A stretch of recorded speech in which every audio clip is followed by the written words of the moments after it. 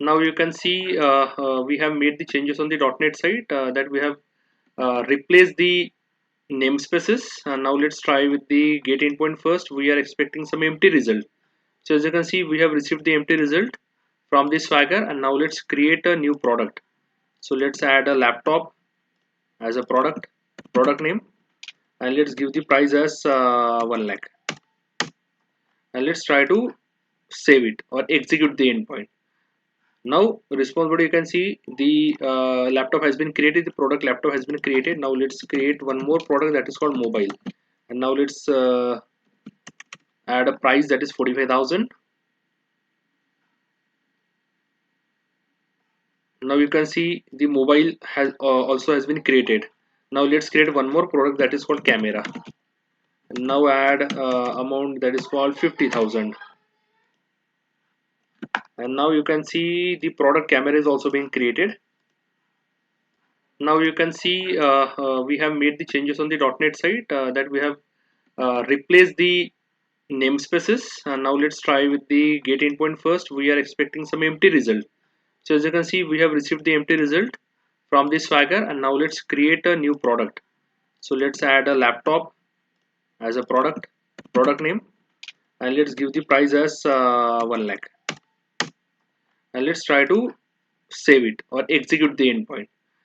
Now response body, you can see the laptop has been created, the product laptop has been created. Now let's create one more product that is called mobile, and now let's add a price that is 45,000. Now you can see the mobile has also has been created. Now let's create one more product that is called camera, and now add amount that is called 50,000. And now you can see the product camera is also being created.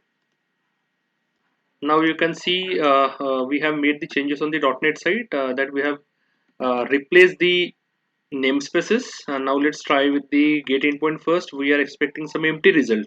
So as you can see, we have received the empty result from this Swagger, and now let's create a new product. So let's add a laptop as a product name, and let's give the price as 1 lakh, and let's try to save it or execute the endpoint. Now response body, you can see the laptop has been created, the product laptop has been created. Now let's create one more product that is called mobile, and now let's add a price that is 45,000. Now you can see the mobile has also has been created.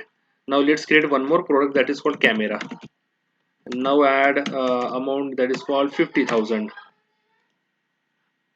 And now you can see the product camera is also being created. Now you can see we have made the changes on the .NET side that we have replaced the namespaces. And now let's try with the get endpoint first. We are expecting some empty result. So as you can see, we have received the empty result from this Swagger, and now let's create a new product. So let's add a laptop as a product name, and let's give the. Now we have created the two or three products. Now it's time to perform the get operation. Now you can see as soon as I execute the get API endpoint, we got the result, the laptops which we have created, or the products which we have created. First is laptop, second is mobile, third is camera. Now let's try to perform the get by ID, or try to execute the get by ID. Now let's try to give the ID as 2. So we are expecting result should be laptop, okay, because the ID of laptop is 2.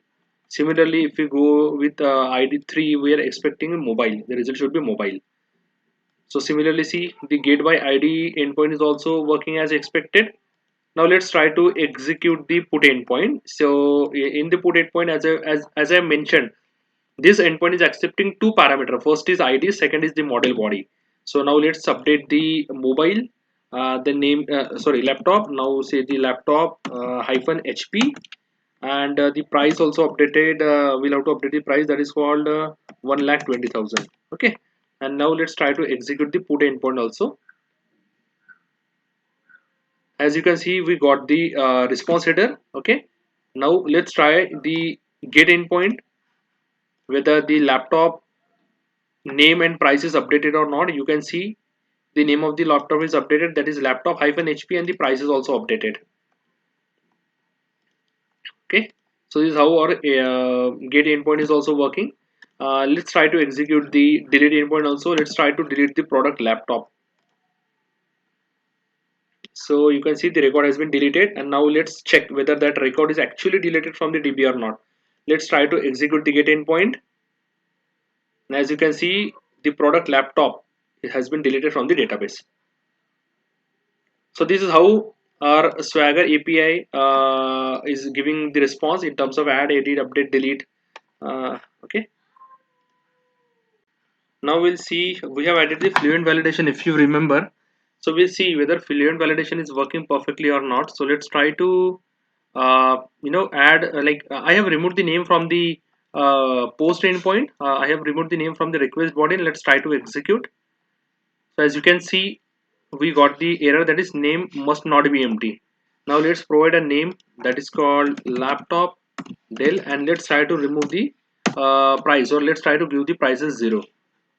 So see, price must be greater than 0. So you can say that fluent validation is working fine.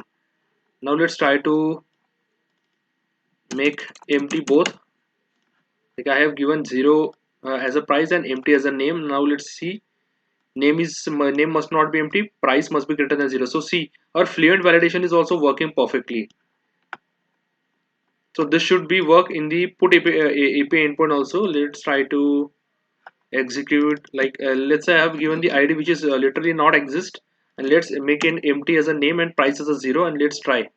So see, you can see the errors, that is name must not be empty, price must be greater than 0. So this is, we can say that the fluent validation is exactly working as per the expectations.